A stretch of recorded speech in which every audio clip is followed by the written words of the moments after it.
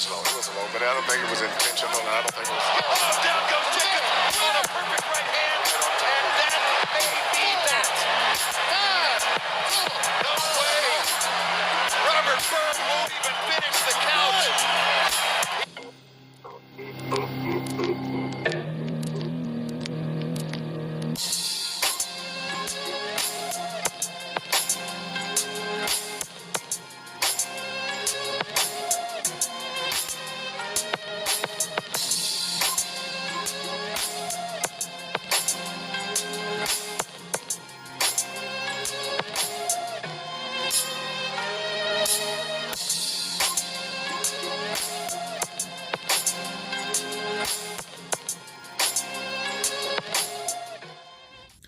What's up, fight fans? This is Kurt DeVille with Counterpunch Boxing News, and I have some new news concerning Dimitri PITROG. This is actually a question, okay? A lot of times I ask you guys serious questions in the sport of boxing, and Dimitri PITROG is one big mystery. Dmitry Yurayevich PITROG.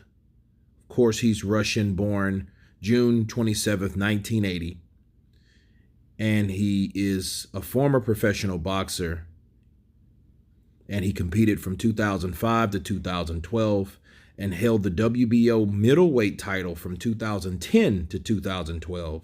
Although his career was cut short due to back injury, he is one of the few professional boxers to win the world title and retire undefeated.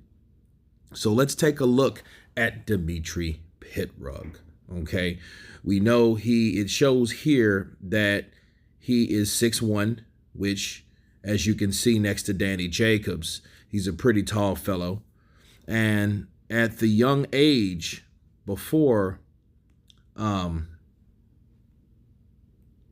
into the sport, in his amateur career, he watched a lot of Sugar Ray Leonard and Floyd Mayweather Jr. Okay, and that affected his style deeply, as you can tell that he slips. He has an awkward-like style, but it's definitely effective. Okay, look how he was coming in and out with Danny Jacobs with different angles, and he will switch up, and he's very hard to counter. Okay, PITROG's first world shot, of course, as this fight was in 2010, and it was for the WBO middleweight champion. Okay, where he went up against fellow undefeated prospect Danny Jacobs. With the vacant WBO middleweight title on the line, the belt had been lost to Sergio Martinez, who was stripped due to not complying with the WBO rules. PITROG came in as a relatively unknown contender to the American audiences, while Jacobs had the overwhelming backing of manager Al Heyman and promoters Golden Boy, as well as a high knockout percentage. Danny Jacobs started the fight well. Of course, you've seen him get his shots off, throwing combinations, blinding combinations, as you can tell, to the body on PITROG.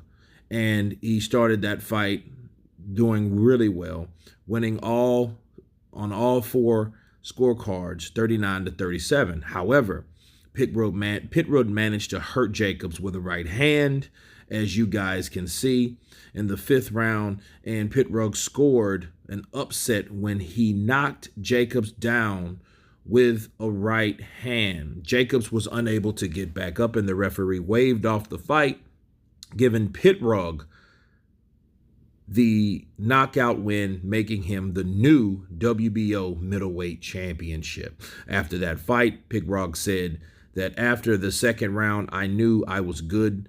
I hurt him in the second, and I knew I could come back and do it again.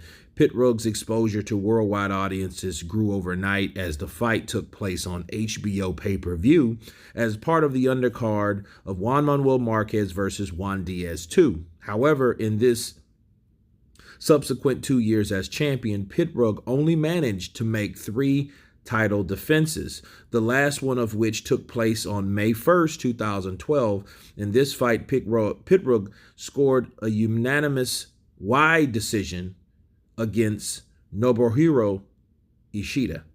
Okay, so this particular fighter, Pirog, with the shifting style, was the first one to dethrone Danny Jacobs.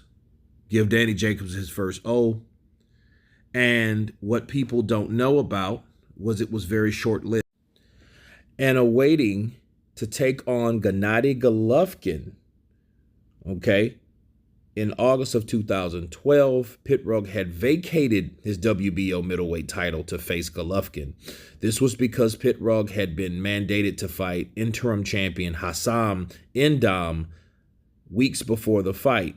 It was announced that Pirog had suffered a back injury, which was a ruptured disc that would prevent him from fighting on the scheduled date. But Golovkin, of course, still had an opponent, and that left Pirog with back problems but attempted comebacks throughout his career.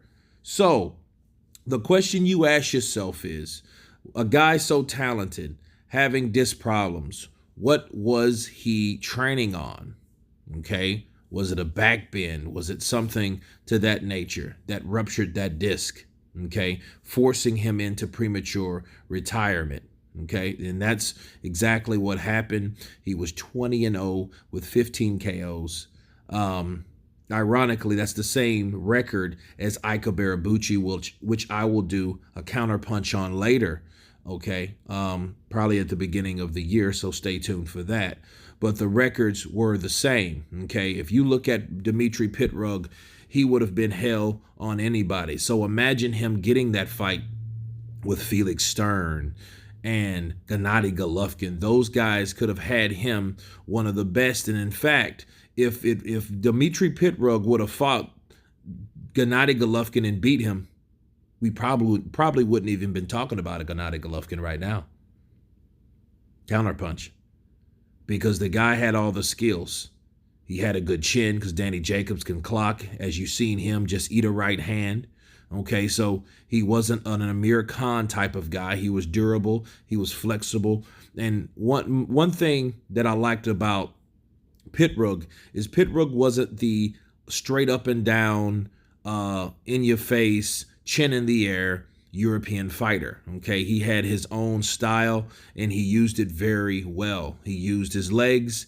He used his reach. He used his power, he used his ring IQ, and he got a lot of things done. Danny Jacobs, of course, was undefeated, and he didn't go out without a fight. But Danny Jacobs, as you know, a guy with a very high knockout percentage, wasn't able to penetrate the chin of Dimitri PITROG. And what I mean by that, he wasn't able to get him out of there, okay, with his punches, because he had some very heavy hands himself. But the thing you ask yourself is about Dimitri PITROG, where is he now? I tell you where. Dmitry PITROG is in the State Duma, which is the Russian lower house representing the governing party of the United Russia, okay? And he's been doing that since 2017.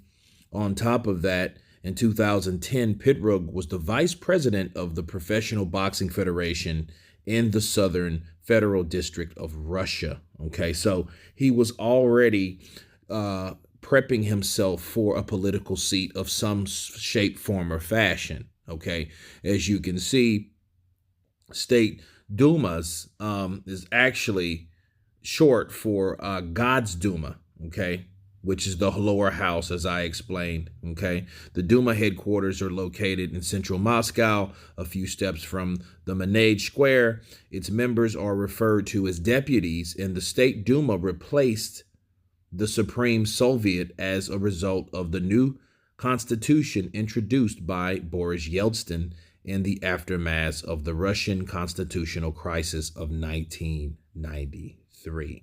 So, Dmitry PITROG showcased his skills against an undefeated Danny Jacobs, then going on to become a political figure in his country, mirroring boxing legends like Manny Pacquiao, which is now a congressman and he's running for president in the Philippines. And it just shows you that despite the unsung sport or some people's short-lived career in the sport of boxing, there's always life after boxing. And Dimitri PITROG is someone that showed you that he can still do other things besides box. But it was very impressive to see him at the short amount of time we were. Let's be thankful for that time because, hey, some fights can be career-ending anyway. Okay, that could have ended in the ring, that resulted in retirement. Okay, but this particular gentleman was 20-0 with 15 KOs. And you can only speculate and wonder what could have happened if he did fight the Felix Stearns, the Bernard Hopkins, the Gennady Golovkins of the world in his prime. But anyway, you guys tell me what you think of Dimitri PITROG. Where is he now? Of course, please subscribe. And you guys been Counterpunch. Peace.